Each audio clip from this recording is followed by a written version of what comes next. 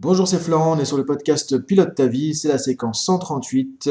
On continue sur notre mode daily, donc si tu veux retrouver encore une fois tous les épisodes qu'il y a tous les jours, parce que peut-être que tu ne peux pas écouter tous les jours tous les épisodes, tu vas sur dailypilotetavie.com et tu vas retrouver tous les podcasts et les fiches PDF. J'insiste là-dessus parce que je te mets à chaque fois une fiche PDF de plus en plus détaillée qui te permet vraiment d'avoir un plan de développement personnel, tu vois. Parce que c'est pas évident, j'essaie d'écouter un truc, après de retenir les points clés. Donc là, je te mâche le travail quelque part, je te fais une fiche que tu peux récupérer. C'est sur dailypilotetavie.com. Donc j'ai mis en place un site internet exprès. Donc je t'invite vraiment à y aller, c'est gratuit, tu peux t'inscrire, il n'y a même pas de mot de passe, tu vois, c'est un système nouveau de connexion, tu remets ton mail simplement si tu t'es déconnecté sans le faire exprès, et ça t'envoie un truc, et du coup tu peux retourner facilement. Alors aujourd'hui, un podcast super super important. Cette semaine, on a parlé beaucoup de la connaissance de soi, on a parlé beaucoup des valeurs aussi, donc vraiment de euh, quelque part qui on est, qu'est-ce qui compte pour nous et comment on incarne ça dans le monde en fait. Ça paraît parfois trop de philosophie, mais en fait c'est hyper important. C'est vraiment la base. Si tu veux vraiment avoir une vie épanouie, tu veux vraiment avoir une vie qui a un sens, c'est la base, c'est vraiment essentiel. Et aujourd'hui, on va aller un peu plus loin là-dessus. On parlait de mode de vie. Quel est ton mode de vie? Est-ce que tu as un mode de vie? Alors déjà, c'est quoi un mode de vie? Alors en fait, je vais partir plus d'un constat. Moi, ce que je trouve vraiment dommage, vraiment, vraiment dommage. Alors, je vais parler un peu de mon histoire aussi. Ce que je trouve vraiment dommage, c'est que on se laisse porter en fait, on soit comme voilà, sur notre barque, on se laisse porter au gré des vagues, au gré des événements comme ça au quotidien, dans notre vie, pendant des années, voire toute notre vie, sans forcément chercher à se dire, ok, je mets vers quoi le gouvernail, ok, euh, je monte sur quel bateau, ok, je vais dans quelle direction.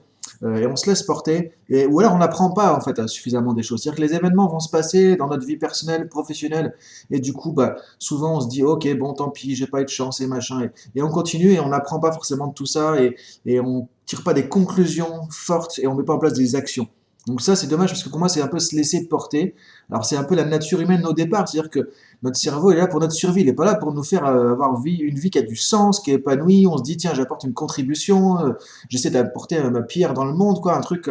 Au départ on n'est pas là pour ça, on est là pour basiquement assurer notre survie, point quoi. Et c'est ça le cerveau aussi reptilien, mais sauf que maintenant on voit qu'on a un autre potentiel que ça. C'est quand même dommage de ne pas utiliser notre plein potentiel où une vie humaine peut vraiment apporter énormément, énormément de choses, ne serait-ce que pour soi, mais aussi pour les autres. Parce que ce qu'on voit, c'est que quand on est bien avec soi-même, on a envie d'être bien avec les autres, on a envie d'aider les autres. Et en fait, dans tout ce qu'on peut voir, dans n'importe quel domaine, n'importe quelle activité, n'importe quel entrepreneur, dans les gens qui sont épanouis, qui sont heureux, c'est les gens qui apportent quelque chose aussi dans le monde. Et c'est là même le secret de la réussite dans l'entrepreneuriat aussi. C'est les gens qui vont apporter une valeur ajoutée. Donc, je m'éloigne un peu du sujet. Simplement pour dire que c'est vraiment important de se dire, ok, est-ce que j'ai un mode de vie? Donc, quel est mon mode de vie? Comment je vis au quotidien? En fait, c'est tout con comme question. C'est de dire, ok, comment je vis au quotidien? Ça paraît tout bête. On se dit, bah ok, je me lève, je mange, je prends mon petit déj, je fais mes trucs, je vais au boulot, voilà. Ok, mais ça, c'est basique, quoi. C'est le mode de vie. Métro, boulot, dodo. Et encore une fois, il n'y a pas de jugement. Je dis pas que c'est pas bien. C'est juste que c'est dommage parce qu'on peut faire tellement plus que ça. Et c'est ça que j'aimerais pouvoir te faire penser aujourd'hui. Alors moi, quand est-ce que j'ai commencé à penser un peu à un mode de vie? Euh, Plusieurs expériences dans ma vie qui m'ont amené à me dire, ok, en fait, ça marche pas comme tout le monde, quoi. Je peux pas faire un truc comme tout le monde. Je peux pas vivre comme tout le monde comme ça. Sinon, j'ai l'impression qu'il manque quelque chose et ça marche pas.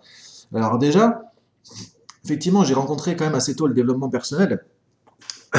J'avais une vingtaine d'années quand j'ai commencé à apprendre la PNL.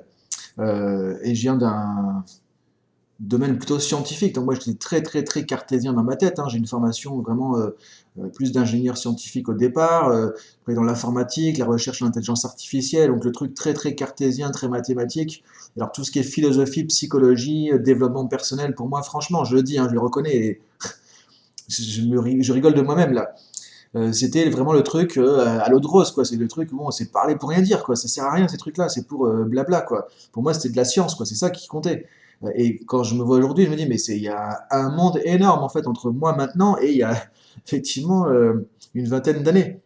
Mais c'est OK. Et donc, en fait, le fait au départ, je faisais des arts martiaux, j'étais passionné d'arts martiaux, de kung-fu, les moines de Shaolin, tout ça, ça m'a amené, heureusement, encore une fois, il n'y a pas de hasard, de toute façon, mais ça m'a amené vers m'intéresser à la méditation. Et j'ai commencé à m'intéresser du coup au bouddhisme.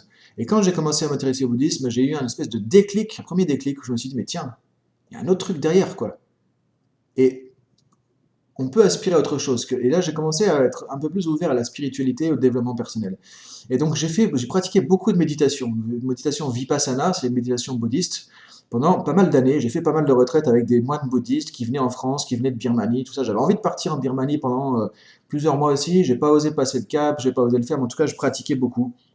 Ça m'a amené à réfléchir, ok, finalement, qu'est-ce qu'on fait dans notre quotidien? Et là, j'ai commencé, en fait, sans me rendre compte, à installer un mode de vie. Du coup, je faisais de la méditation le matin au réveil, de la méditation le soir avant de me coucher. euh, et ça m'a amené un impact super positif. C'est-à-dire que ça m'a amené à être beaucoup plus posé, beaucoup plus calme, à prendre les situations avec beaucoup plus de recul, alors plus d'émotions positives aussi. Et ce que j'ai trouvé intéressant, c'est que ça m'a fait sortir de moi l'envie d'aider les gens, en fait, quoi. Et ça, je m'en rends compte maintenant. Alors, je vais bientôt avoir. Je ferai un podcast là-dessus parce que c'est bientôt mon anniversaire, donc j'en parlerai à ce moment-là, faire un petit peu le bilan. Mais du coup, je me dis, c'est là en fait que j'ai allumé la flamme, enfin, qui était déjà en moi, je pense, d'aider les gens, du développement personnel. Et il y a un truc qui est sorti, et du coup, effectivement, c'est là que j'ai envie de. Mais, ce que je fais n'a plus de sens, l'informatique, tout ça. J'étais dans l'intelligence artificielle, dans la recherche internationale, je voyageais à l'étranger, je voyais des équipes de recherche, dans des trucs high-tech, c'était super, quoi, mais ça n'avait plus de sens pour moi. J'avais envie de dire, il y a un truc qui est là, et j'ai envie d'aider les autres, de me mettre à contribution, de faire quelque chose pour les autres. Je sais pas pourquoi, mais j'avais ce truc-là qui est sorti. Et en fait, le fait de commencer à un mode de vie a commencé à m'aider à nettoyer certaines couches et à aller plus au cœur de moi-même aussi, à mettre des bonnes habitudes en place. C'est ça, en vrai, que j'aimerais que tu puisses sortir de ce podcast, c'est que se dire, tiens, quel est mon mode de vie? Donc, c'est de mettre en place des habitudes qui vont t'aider à avancer, qui vont être bonnes pour toi.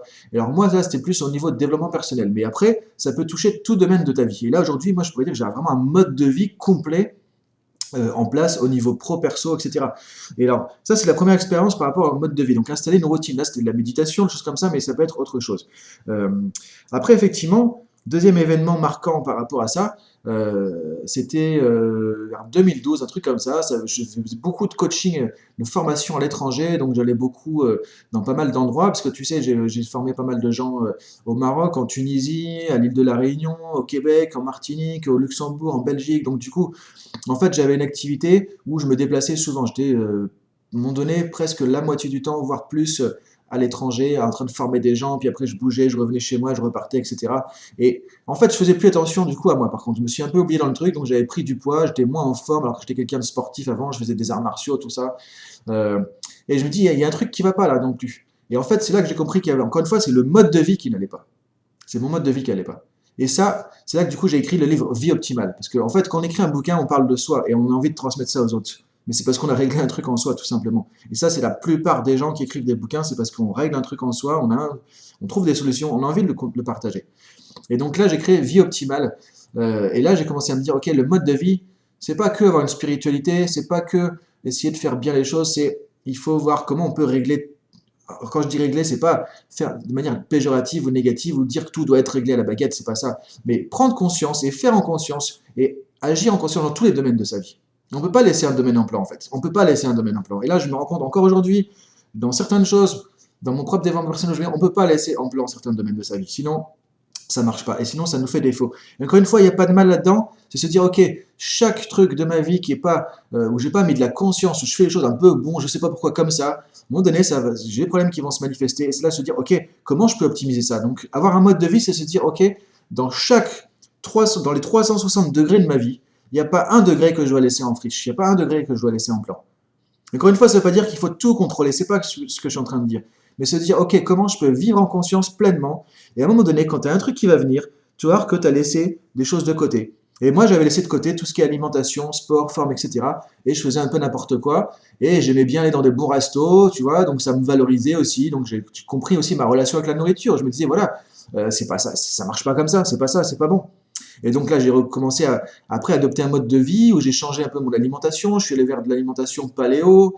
Euh, j'ai commencé le jeûne intermittent aussi à m'intéresser à ça. Et là, ça fait plusieurs années, effectivement, maintenant que je pratique le jeûne intermittent, par exemple. Donc, je mange pas le matin avant, je mange pas le matin avant 13 heures, des fois 14 heures. Et c'est OK, et je suis vachement mieux comme ça. Et du coup, c'est mieux pour ma santé aussi. Et donc, encore une fois, je dis pas qu'il faut faire ça. Je suis pas en train de te dire qu'il faut que tu fasses comme moi.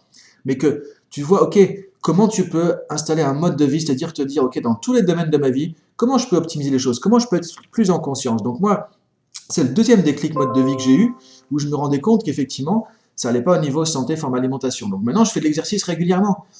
Et je fais attention aussi à ce que je mange. Et donc tu vois, j'ai avancé des trucs là-dessus. Un autre élément déclencheur qui m'a amené à réfléchir un peu sur mon mode de vie, c'est le fait d'être indépendant. Je me suis rendu compte que quand tu es indépendant, quand tu es freelance comme moi, c'est-à-dire que tu travailles pour toi-même, pour ton propre compte, et avec une activité aussi où j'ai beaucoup de casquettes, à la fois du coaching, à la fois de la formation, à la fois du conseil, à la fois des trucs avec des entreprises, très business, des choses qui sont plus avec des particuliers. J'enseigne aussi la PNL, j'ai formé aussi des centaines de coachs. Donc tu vois, il y a un truc très versatile, mais dans l'accompagnement, dans le même domaine, quelque part, mais très versatile, bah, du coup, tu peux pas t'organiser comme les autres, tu peux pas penser comme les autres non plus.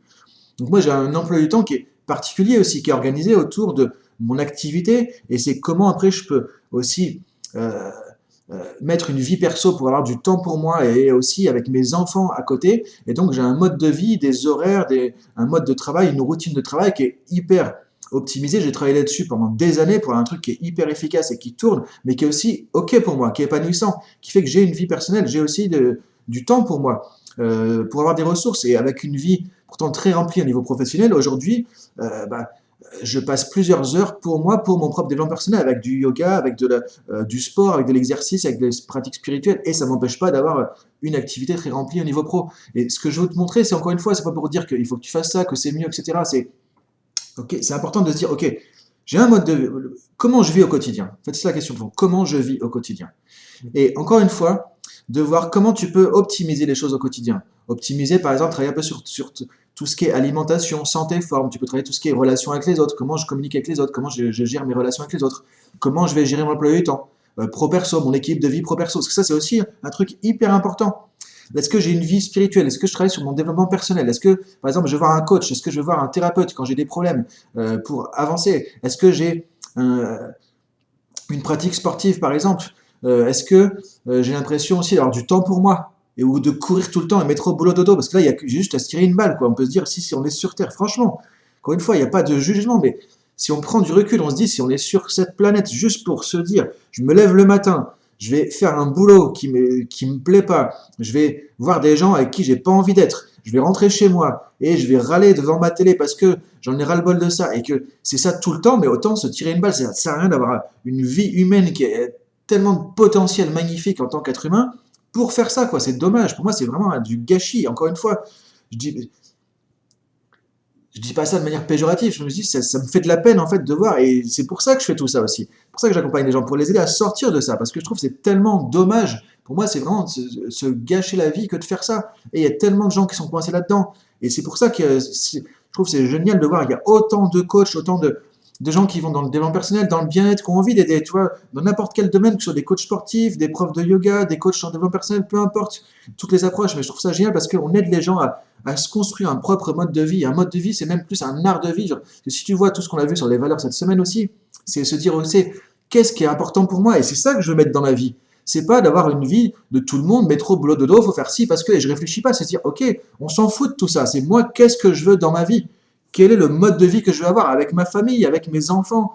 Comment je veux élever mes enfants? Comment je veux les faire grandir dans ce monde aussi? Comment je veux leur transmettre des valeurs pour qu'ils puissent avancer, pour qu'ils puissent créer leur vie aussi, et qu'ils ne soient pas dans ce truc de métro, boulot, dodo, que leur vie ait un sens, parce que la vie peut avoir un sens.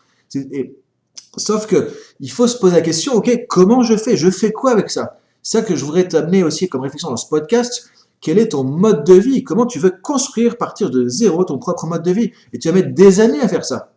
Et moi, mon mode de vie va évoluer encore. Mais ça fait des années que je travaille dessus et je me dis, mais c'est génial parce que quand je vois la vie que j'avais avant, je me dis, mais pour moi, ça n'a plus de sens maintenant. Encore une fois, je ne vais pas me dire que j'étais pas bien avant, il n'y a pas de jugement à porter, on fait comme on peut. Et peut-être que dans 10 ans, je me dirais, bah, mon mode de vie à 10 ans, c'était à côté de la plaque aussi, on évolue. Mais c'est de se dire, ok, comment tu peux faire pour avancer là-dessus?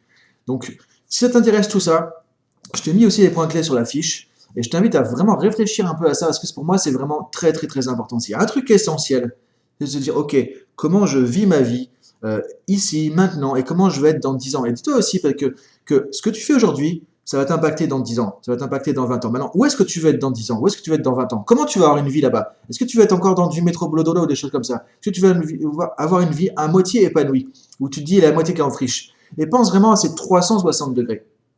C'est important de ne pas laisser le moindre morceau de ta vie dans un tiroir. Et encore une fois, tu ne vas pas tout régler maintenant. Évidemment, tu ne vas pas tout travailler maintenant. Mais petit à petit, c'est de se dire, OK, il y a un truc qui ne va pas, il y a un truc qui bloque. OK, qu'est-ce que je fais avec ça? Et là, tu te mets en mode coaching. Est-ce que je suis dans mes valeurs? Est-ce que j'obtiens ce que je veux? Est-ce que j'ai des comportements qui sont en adéquation avec mes valeurs? Qu'est-ce que je voudrais changer là-dedans? Qu'est-ce que je peux apprendre de ça? Et c'est le mode de vie, c'est aussi apprendre. Dire, mais où est-ce que je me suis planté? Où est-ce qu'il y a des trucs qui ne vont pas? Moi, quand j'avais des problèmes avec l'alimentation, je me disais, mais en fait, je fais n'importe quoi là, c'est n'importe quoi. Donc, comment je peux changer ça? Qu'est-ce que je vais garder? Qu'est-ce que je vais changer? Et quand tu as cette dynamique-là, il y a toute ta vie qui va être plus. Et même l'efficacité, en tant que. Si par exemple, tu as un business, que tu es à ton compte, ton efficacité va venir parce que tu as un mode de vie justement efficace comme ça. Donc, donc ça fait un petit peu plus de temps que d'habitude. Le samedi, tu vois, on ouvre un peu plus le sujet. Ah, je pourrais parler pendant des heures là-dessus. Euh, Vraiment, j'espère que tu as compris l'essence de tout ça. Je t'invite à aller sur dailypilotetavie.com et tu peux prendre le PDF et je te dis à demain pour la suite. Salut!